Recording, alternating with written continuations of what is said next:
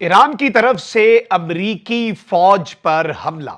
अमरीका का मशरक़ वस्ता में अरब मुल्क में मौजूद अहम तरीन बेस, वहां पर अमरीकी फौजियों पर ईरान के हमले में अमरीकी फौजियों का जख्मी हो जाना और अमरीका के इंतहाई कीमती तैयारे और ड्रोन्स तबाह होना। यह खबर जैसे ही आई है, इस खबर ने अमरीका को हिलाकर रख दिया है और मशरक़ वस्ता की सूरत हाल को यकसर तब्दील कर दिया है।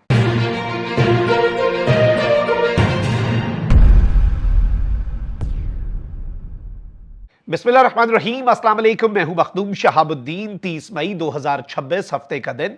नाज़रीन किराम, मशरिक़ वस्ता की सूरत हाल चूंकि बहुत तेजी से तब्दील हो रही है, नो वन नोज के होने क्या जा रहा है। मुज़ाकरात की बात भी होती है, टॉक्स की बात भी होती है। एक एमओयू के हवाले से कल भी डोनाल्ड ट्रंप ने एक ट्वीट किया, जिसके बाद सिचुएशन रूम में 2 घंटे की मीटिंग हुई, लेकिन कोई डिसीजन नहीं लिया जा सका।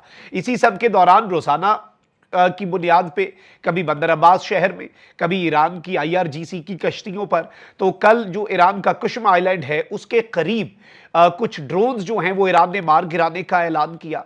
ये सारी चीजें जो हैं ये इस वक्त मामले को कॉम्प्लेक्स बना रही हैं। फड्डा ये है कि ईरान के असासे जो कि फ्रीज किए गए हैं वो अनफ्रीज किए जाएं। वो अनफ्रीज हो या ना हो, लेकिन जो ऑलरेडी ईरान के असासे कुछ अनफ्रीज थे, $1 अरब का इन्होंने क्रिप्टो में जो ईरान का पड़ा था, गवर्नमेंट का, स्टेट का, वो भी फ्रीज कर लिया है। और अब जो स्टेटमेंट्स हैं वो परेशान कुन भी हैं और इससे ये बात समझ आती है कि मेक और ब्रेक मोमेंट जो है वो इस वक्त शुरू हो चुका है। मैं सारी डिटेल्स आपके सामने रखता हूं। और इस जंग बंदी के बाद ईरान का अमरीकी अड्डे पर निशाना लगाना, वहां पर एयर डिफेंस सिस्टम का नाकाम होना, अमरीकी ड्रोन्स का खड़े खड़े तबाह हो जाना और अमरीकी फौजियों का जख्मी होना, यह एक ऐसी खबर है जो अमरीका के लिए बड़ी परेशान कुन है। और शायद इसी वजह से अमरीका अब डील करना चाहता है। ईरान ने अपने मसल्स गुज़श्ता 48 घंटे में ईद के दिनों में किस तरह से अपने मसल्स फ्लेक्स किए, अपनी ताकत दिखाई, ये डिटेल्स। लेकिन उससे पहले अगर अभी तक आपने इस वीडियो को लाइक नहीं किया, लाइक जरूर कर दें। कमेंट सेक्शन में राय का इजहार भी कीजिएगा और अगर हो सके तो इस वीडियो को आपने ज्यादा से ज्यादा शेयर भी करना है। नाज़रीन किराम, जल्दी जल्दी डेवलपमेंट्स जो हैं जरा उन्हें समझ लेते हैं।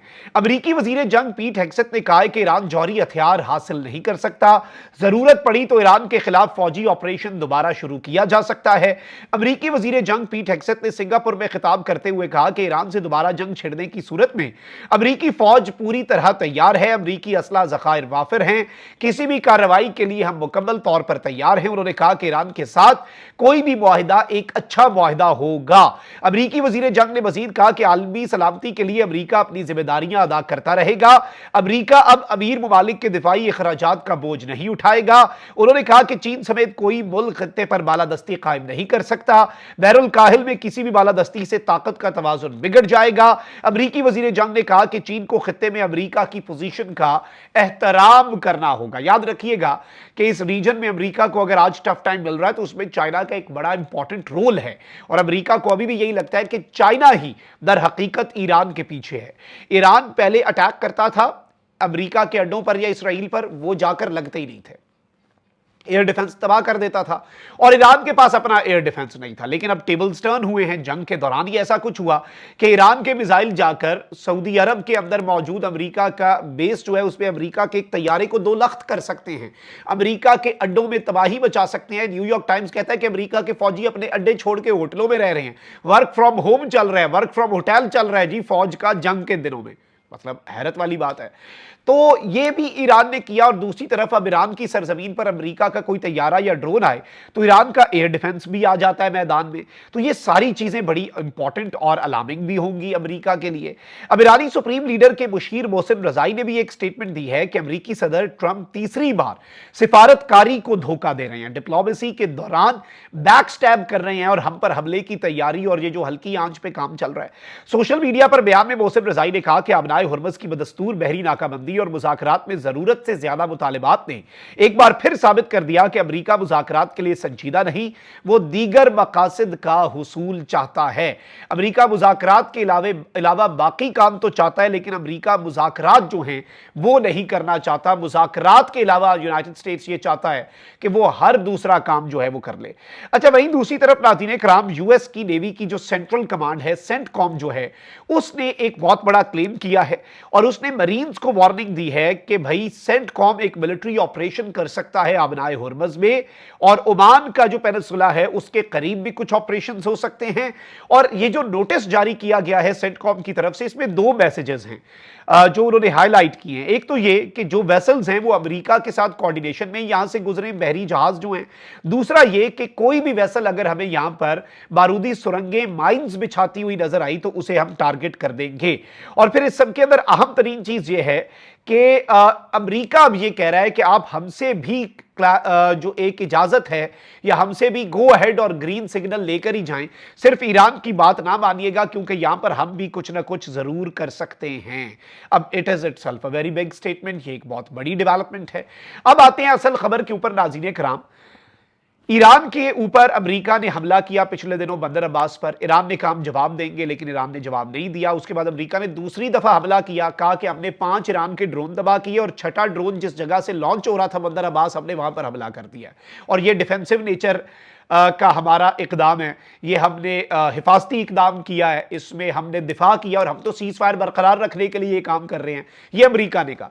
ईरान ने फौरी तौर पर कुवैत में मौजूद अमेरिका के बेस पे बम मार दिए। सिर्फ इतनी खबर आई, अमेरिका ने भी कहा कि भाई हमने इंटरसेप्ट कर लिए, कुवैत ने भी कहा कि हमने इंटरसेप्ट कर लिए ईरान के मिसाइल, और कोई तबाही नहीं हुई। लेकिन अब जो खबर आ रही है वो यूनाइटेड स्टेट्स और नाम नेहाद सुपर पावर की इज्जत पर भी एक वार है, और ये अमेरिकी जरीदा ही क्लेम कर रहा है। अमेरिकी जरीदे ब्लूमबर्ग ने जराये के हवाले से बताया कि ईरान की जानिब से कुवैत के फजाई अड्डे पर किए जाने वाले बैलिस्टिक मिसाइल हमले में 30 के करीब अमेरिकी एहलकार मामूली जख्मी हुए, जबकि 2 MQ-9 रीपर हमलावर ड्रोन्स को शदीद नुकसान पहुंचा।